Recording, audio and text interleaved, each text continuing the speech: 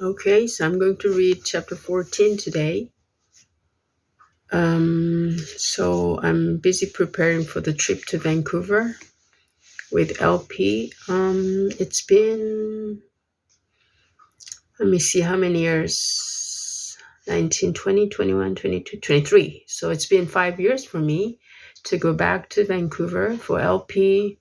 Wow, it's been almost 30 years. So it's going to be an exciting trip for both of us.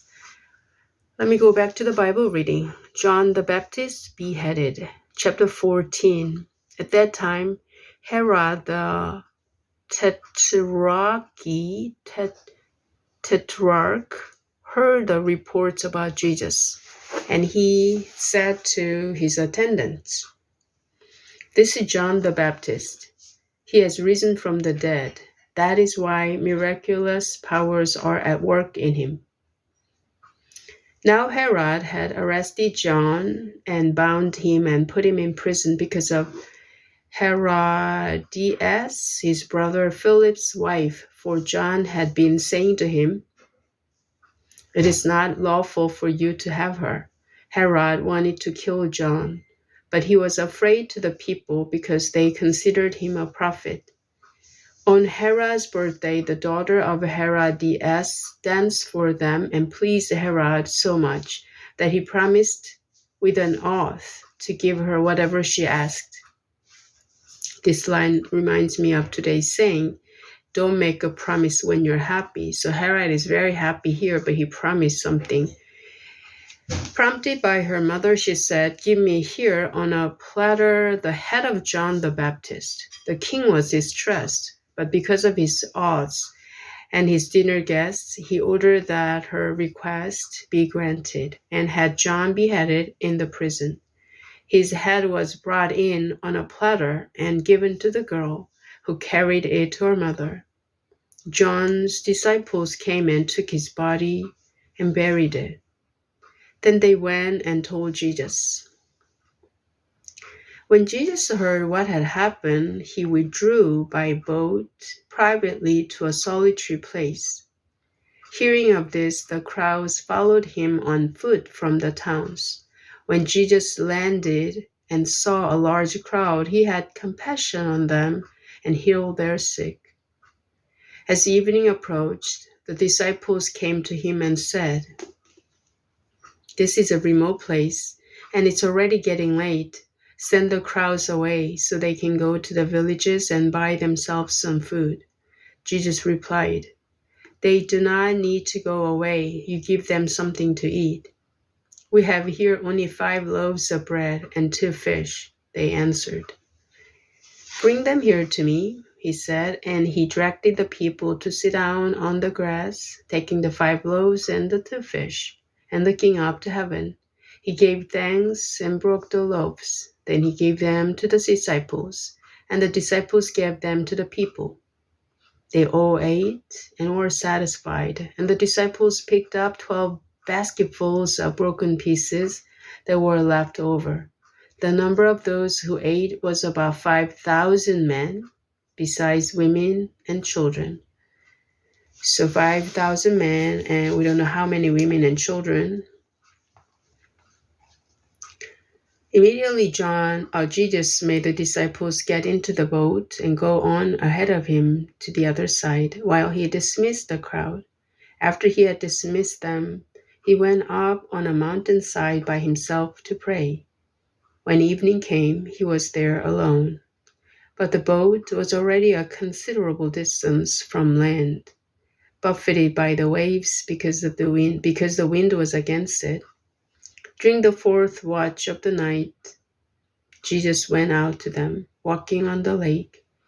When the disciples saw him walking on the lake, they were terrified. It's a ghost, they said, and cried out in fear. But Jesus immediately said to them, "Take courage. It is I. Don't be afraid." "Lord, if it is you," Peter replied, "tell me to come to you on the water." "Come," he said. Then Peter got down out of the boat, walked on the water, and came toward Jesus. But when he saw the wind, he was afraid and beginning to sink, cried out, Lord, save me. Immediately Jesus reached out his hand and caught him. You have little faith, he said. Why did you doubt? And when they climbed into the boat, the wind died down. Then those who were in the boat worshipped him, saying, Truly you are the Son of God. When they had crossed over, they landed at Gennesaret, and when the men of that place recognized Jesus, they sent word to all the surrounding country.